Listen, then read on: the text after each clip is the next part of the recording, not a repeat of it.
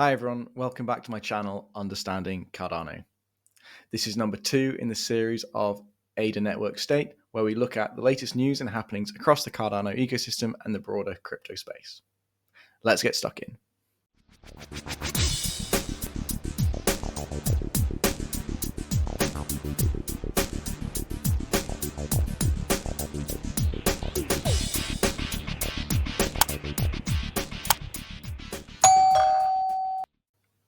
Today we have some interesting topics to discuss.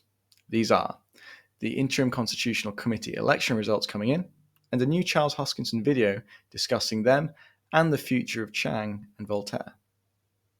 A hotfix following last week's DDoS attack on the Cardano network. Catalyst Fund 12 voting going live. Updates from across the ecosystem, including Minswap and the Cardano Foundation. Coinbase suing the SEC. And finally, a new interesting poll from Michael Dell. The results are in. The Interim Constitutional Committee election has finished, the votes have been counted, and we have our results and our new members of the committee. So just as a reminder, there are 7 seats on the Interim Committee, and 3 of them are taken by the founding members, the founding entities, IOG, the Cardano Foundation, and Emergo. A 4th seat is taken by Intersect, the members-based organization, and the 3 remaining seats were open in this election for the community to vote on. Now I'm going to go and click this link and we'll take a look at the official announcement. So, as you can see here, there were 21 candidates who applied for these seats from the community, and there were over 7,000 community members who voted, or 7,000 wallets, I presume, that voted. What we can see here are the results. So there's the top six candidates by ADA vote listed here, and you can see the top 3 here: the Cardano Atlantic Council, the Cardano Japan, and the Eastern Cardano Council. So congratulations to them, they have the seats. And what's immediately apparent here is that all 3 of these are in fact coalitions. They're not single individual. It's a committee within a committee as such. So it's interesting. I mean, I think, in the Cardano community, we obviously value decentralization as the most important thing, and rightly so. I mean, if you don't have decentralization, you don't have a blockchain. You've got a database. And even within these interim committee member seats, we are still opting for decentralization as opposed to a single individual. So some of these names I'm sure you'll recognize as Rich McCracken, Mike Horn, and Adam Dean, just to name a few, in the Cardano Atlantic Council, who are very prominent on X, Cardano X. So congratulations to the winners. Commiserations to the other candidates who didn't get in this time, but more opportunities to join and participate in the ecosystem as a DREP, or even in the Intersect committee itself. So now on to the ICC video that Charles put together after the vote. Charles described the Constitutional Committee as a blend of the Supreme Court and the Senate. It's intended to usher in changes based on what is defined in the Constitution, but also using the Constitution's own judgment. The ICC will ratify the final Constitution and oversee the period until it itself is replaced by the full-time committee late in 2024, early 2025 in Buenos Aires at the convention. The recent vote is the first time the Cardano ecosystem has been able to flex its electoral muscles as such. There are 21 candidates, 3 coalitions won. It's a really exciting time for Cardano. Charles went on to say that some training workshops will happen shortly in Colorado, where all 7 members of the newly elected Interim Constitutional Committee will get together to figure out how they're going to work together. I think the point here is that there aren't any precedents to how these 7 entities need to work together, but they do need to figure out how. They're going to be responsible for how to work with the DREPs. They're going to be responsible for instigating phase 1 of Chang, and 90 days after, phase 2. This Constitutional Committee is also going to need to work with Intersect, who are also one of the members, to manage the annual budget and where those funds go, how they're spent, and how ultimately the government of Cardano spends its money.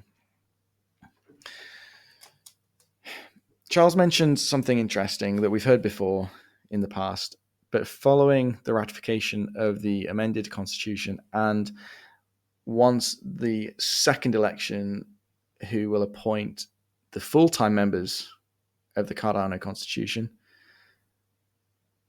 IOG will not stand for a place in that new committee. They won't even stand to be a DREP. And I think this is a good thing. This removes Charles from the picture, from the governance picture as such.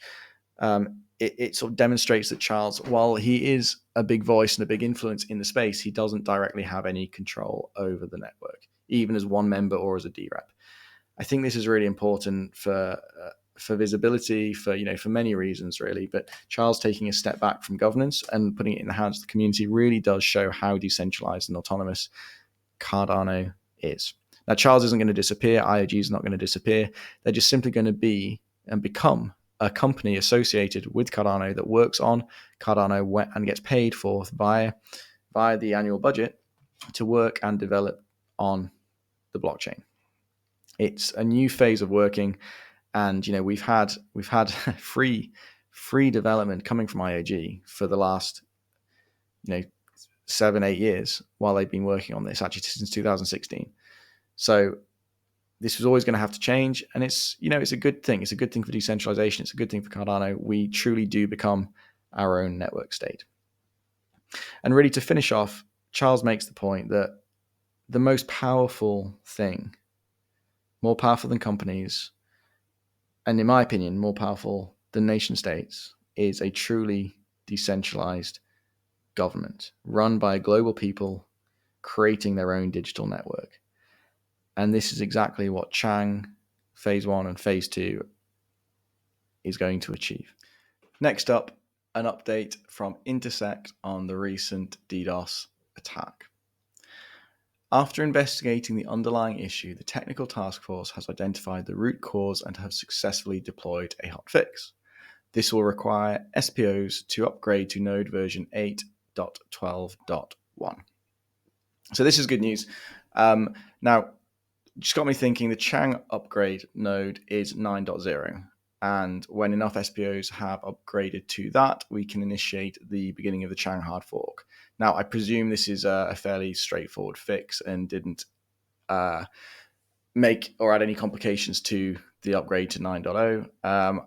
I'm not a developer. I'm not too technical in that respect, so I don't know exactly how this works. Anyway, there's a link there for the GitHub for more information. Voting for Project Catalyst Fund 12 is now open. Now, Catalyst is our sovereign wealth fund native to Cardano, where the ADA holders can vote to give funding to projects and applicants via Project Catalyst that they deem worthy. If you have registered your wallet already via the Catalyst app, and I think you need to do this before something like June 17th, 18th, then you should be able to vote via the Catalyst app. I haven't done this yet. I haven't reviewed many of the projects yet. It's on my to-do list going forward this week, so I'll ensure I'll do that. If you haven't registered and you're not able to vote, then I'd suggest getting to know what you need to do so you can participate in round 13, in Fund 13. So you can follow these links here. I'll just show you briefly where they go. It talks to you how to vote. So this is really a high-level overview of how to use the app. It is a phone app that you vote via. So first thing you'll have to do is actually download the app on your phone. In fact, there's a link in here to walk you through that. Download the app. It talks to all the different timelines you need to register your wallet by. The information is not yet there for Fund 13, but it will be. In fact, here you can see Fund 12 registration ran from the 26th of April to the 18th of June. If you'd already registered, I think for Fund 10, it'll just roll over anyway. But if you haven't, then there'll be the Fund 13 information will be here soon. And the voting began on the 27th of June. And it's running through to July the 11th. So look, there's a bit of information here about how to set up your app and register your wallet. and then how to vote as well via the app. Anyway, this will all be very exciting. I'm sure you'll see a lot of projects on X pitching for your vote on how to fund them. So it's all very exciting. And this is really one of the many superpowers that Cardano has, being Project Catalyst, our sovereign wealth fund. And now for some wider ecosystem news. Minswap Labs has announced that Minswap V2 is almost here.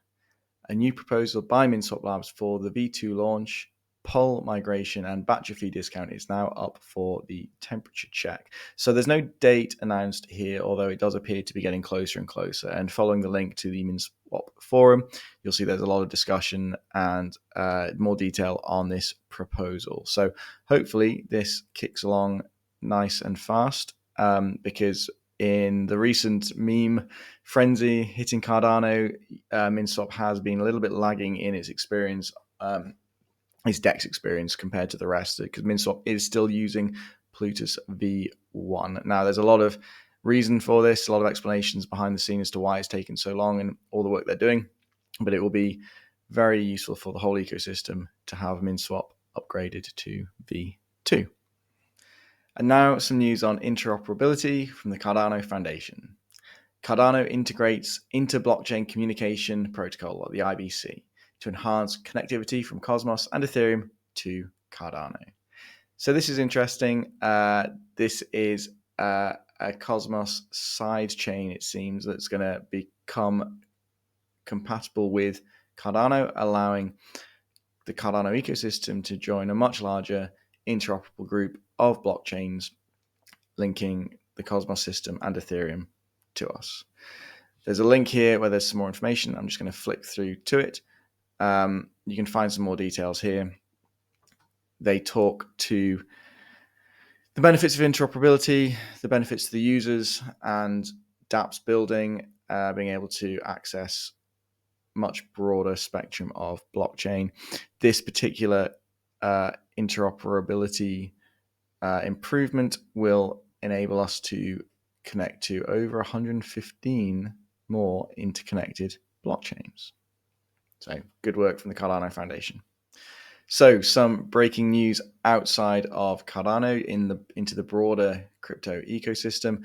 Coinbase is suing US regulators, the SEC and the FDIC, alleging a deliberate and concerted effort to pressure banks to deny crypto firms access to the federal banking system. Now, we've known this has been going on for a long time. We've called it Operation Chokepoint 2.0, and it's been very apparent that this has been happening. There has been a not too hidden approach, not too inconspicuous approach from the SEC and the Democratic Party, primarily driven by Elizabeth Warren, we believe, to really choke out crypto as an industry in the US. So Coinbase turning things around and suing the SEC and the FDIC for a deliberate and concerted effort in this respect. An article here from the Bitcoin magazine on the same topic. There's plenty of articles out there. This news is actually a couple of days old now. So it will be interesting to keep an eye out on this and see what happens. And finally, a new poll from Michael Dell. Michael Dell is a founder, entrepreneur, businessman, and billionaire, and has recently been tweeting a lot more about crypto and specifically Bitcoin. Michael Dell is getting very pally on X with the likes of Michael Saylor and Elon Musk, and it's got a lot of crypto people excited. So, the poll. The most important thing: AI, Bitcoin, love and relationships, or none of the above. As you can see, Bitcoin won that poll, closely followed by love and relationships. Thank you for watching the latest in the series of Ada Network State, where we talk about the latest happenings and news across the Cardano ecosystem. If you enjoyed the video, please don't forget to like and subscribe to my channel. Thank you very much.